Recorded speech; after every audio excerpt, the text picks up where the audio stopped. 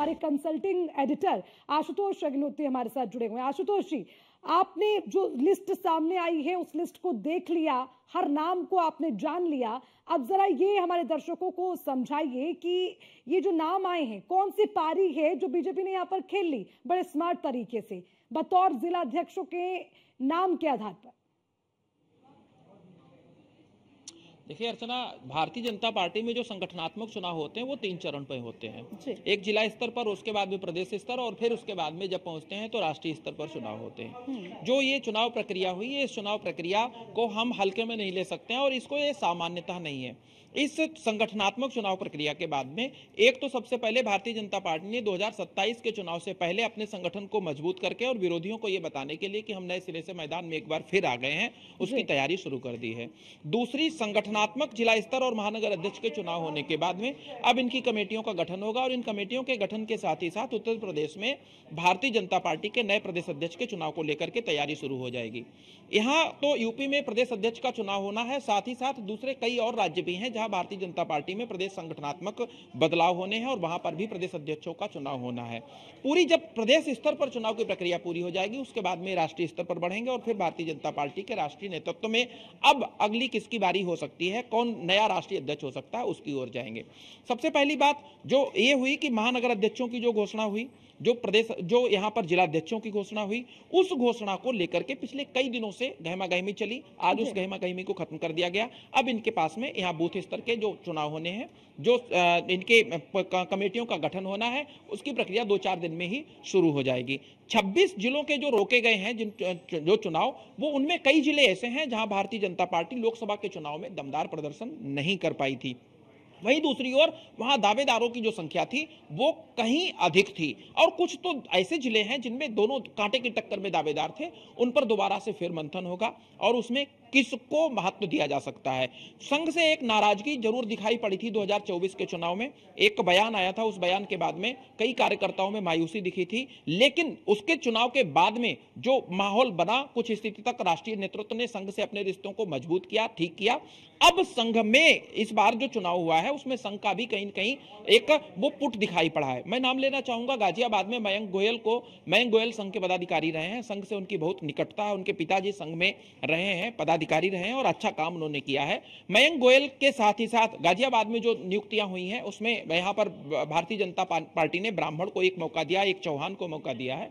तो जो पूरा चुनाव का परिप्रेक्ष्य था वो ये कहूंगा कि संगठन में मजबूती से कील कांटे ठोक करके अपने आप को मजबूत करने का प्रयास भारतीय जनता पार्टी ने किया है और ये आने वाले समय में 2027 के चुनाव से पहले एक नई ऊर्जा लेकर के आएगा और वो आपको धरातल पर दिखेगी भी।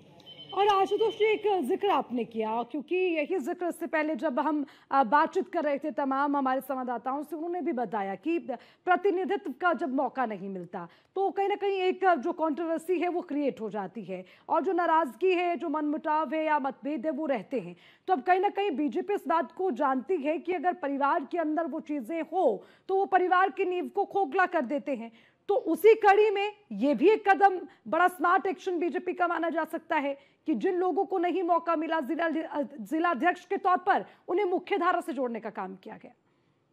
देखिए अर्चना, जहां तक बात की जाती है कि लोग नाराज हो जाएंगे या उनको मौका नहीं मिला, तो भारतीय जनता पार्टी में अगर किसी भी जिले में एक पदाधिकारी की नियुक्ति होगी तो कार्यकर्ताओं की संख्या तो बहुत लंबी है, लेकिन महानगर अध्यक्ष तो एक ही होगा, जिला अध्यक्ष तो एक ही होगा, कई नहीं हो सकते। दावेदारों की संख्या जरूर बहुत सारी हो सकती है, लेकिन जिस तरीके से मॉनिटरिंग कमेटी उनकी बैठी है, जिला स्तर पर कमेटी ने नाम आगे बढ़ाए, उसके बाद में प्रदेश स्तर तक वो नाम पहुंचते हैं, प्रदेश में एक कमेटी बैठती है, वो निर्णय लेते हैं। तो भारतीय जनता पार्टी को अनुशासन के लिए जाना जाता है और कई बार ऐसे मौके हुए, ये पहला मौका नहीं है जब इस तरीके की प्रक्रिया की गई हो और या दावेदारों की सूची में से एक नाम फाइनल किया हो। ये सतत प्रक्रिया इनके यहाँ संगठनात्मक चुनाव की है जो लगातार चलती रहती है। लेकिन मैं सबसे महत्वपूर्ण बात फिर वही चीज कहना चाहूंगा कि ये जो चुनाव हुआ है, भारतीय जनता पार्टी ने बिल्कुल पदाधिकारियों का अपना जो चयन किया है एक नए अंदाज में किया है और उन्होंने पूरे कार्यकर्ताओं को एक उत्सव का माहौल होली के तुरंत बाद में जो दिया वो एक अपने आप में अनूठी मिसाल है और ये कहीं ना कहीं कार्यकर्ताओं में एक नया जोश जरूर भरेगा। और आशुतोष जी, एक नाम जो मथुरा महानगर से सामने आया है राजू यादव का, उसकी बड़ी चर्चा हो रही है कि जब बीजेपी को ये कहा जाता था कि अगर कोई टॉप लिस्ट पे बीजेपी रखना चाहती है तो उसमें सबसे पहले जाति खोजती है, नाम के आधार पर उनको जो है डिनाई किया जाता है या दरकिनार करने की कोशिश की जाती है। तो इस नाम को लेकर भी अब चर्चा होनी शुरू हो गई। देखिए, ये अटल जी से लेकर के चली भारतीय जनता पार्टी आज के समय मोदी और शाह की पार्टी है। भारतीय जनता पार्टी का तब का कार्यकाल और आज के समय में भारतीय जनता पार्टी अपने स्वर्णिम काल में है और भारतीय जनता पार्टी अपनी रणनीति को अपने हिसाब से नहीं, विरोधियों की चाल को भांपकर उनके हिसाब से बनाती है। हम राजू यादव की बात अगर मथुरा में करेंगे, उनको कि महानगर अध्यक्ष की जिम्मेदारी दी गई है, तो बहुत छोटी बात होगी। भारतीय जनता पार्टी ने प्रदेश स्तर पर मोहन यादव को मध्य प्रदेश में मुख्यमंत्री बनाया और वो काट थी, एक बहुत बड़ी काट थी समाजवादी पार्टी को किसी न किसी तरीके से डाउन करने की। जब समाजवादी पार्टी ने पीडीए चलाया और पीडीए के माध्यम से उत्तर प्रदेश में 37 सीटें वो एक झटके से लेकर के चली गई। उस झटके के बाद में भारतीय जनता पार्टी ने अपने आप को मजबूत किया, संगठन को मजबूत किया। जब उपचुनाव हुए तो 10 में से 9 सीटें भारतीय जनता पार्टी जीत करके आती है। जब उसके बाद में अभी मिल्कीपुर में उपचुनाव होता है, उस मिल्कीपुर उपचुनाव में अयोध्या में भी भारतीय जनता पार्टी समाजवादी पार्टी को हराती है। तो जो अभी का पूरा लब्बो लुआब यही है, ये संगठनात्मक चुनाव 2027 के विधानसभा चुनाव का ऐलान है। भारतीय जनता पार्टी वैसे तो चुनाव सतत प्रक्रिया के अनुसार लगातार तैयारी करती ही रहती है, बूथ तक इनके कार्यकर्ताओं की पहुंच है, लेकिन जो अभी ये प्रक्रिया की है, ये प्रक्रिया एक अपने आप में अनूठी मिसाल साबित होगी। और निश्चित रूप से मैं फिर अपनी उसी बात को कह रहा हूं कि अब भारतीय जनता पार्टी की इस रणनीति के बाद, उनके संगठनात्मक चुनाव के बाद, समाजवादी पार्टी, बहुजन समाजवादी पार्टी और कांग्रेस को भी उत्तर प्रदेश में अपने नए स्तर से संगठनात्मक चुनावों की ओर जाना ही जाना। बिल्कुल आशुतोष जी, इसी पॉइंट पर मैं आना चाह रही थी, क्योंकि जब भी कोई दल कोई बड़ा फैसला लेता है, कोई पार्टी किसी तरह का कोई बड़ा फैसला लेती है, तो उसका इम्पैक्ट उनके जो कॉम्पिटिटर है, उनके जो प्रतिद्वंदी हैं, उनके लिए कितना चुनौतीपूर्ण रहता है, ये भी जरूर काउंट किया जाता है, इसकी काउंटेबिलिटी होती है। तो आशुतोष जी, इस वक्त जो ये लिस्ट सामने आई है, ये मानना पड़ेगा कि अब जो जितने विपक्षी दल हैं उनको और ज्यादा मेहनत करने की जरूरत है और अपनी स्ट्रेटेजी को और मजबूत बनाना होगा। तो एक दांव चल लिया है कुल मिलाकर बीजेपी ने। अर्चना, शतरंज का जो खेल होता है ना, वो पूरा मोहरों के आधार पे ही लड़ा जाता है।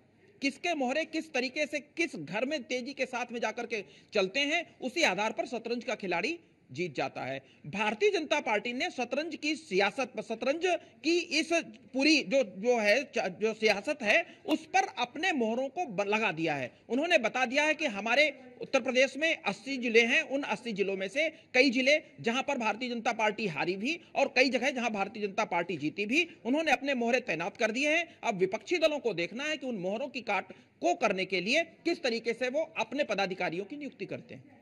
जी ठीक है आशुतोष जी, बहुत बहुत शुक्रिया आपका इस खबर पर विस्तार से तमाम जानकारी के लिए। तो कुल मिलाकर बीजेपी ने अपनी पूरी टीम तैयार कर ली है, इंतजार खत्म हो गया है, जिला अध्यक्षों के तमाम नाम सामने आ गए, नामों के क्या मायने हैं वो न्यूज़ वन इंडिया ने विस्तार से आपको समझाया। इसी तरह से हर खबर पर रहेगी नजर, लेकिन यहाँ पर वक्त एक ब्रेक का है। बने रहिए न्यूज़ वन इंडिया के साथ। नमस्कार।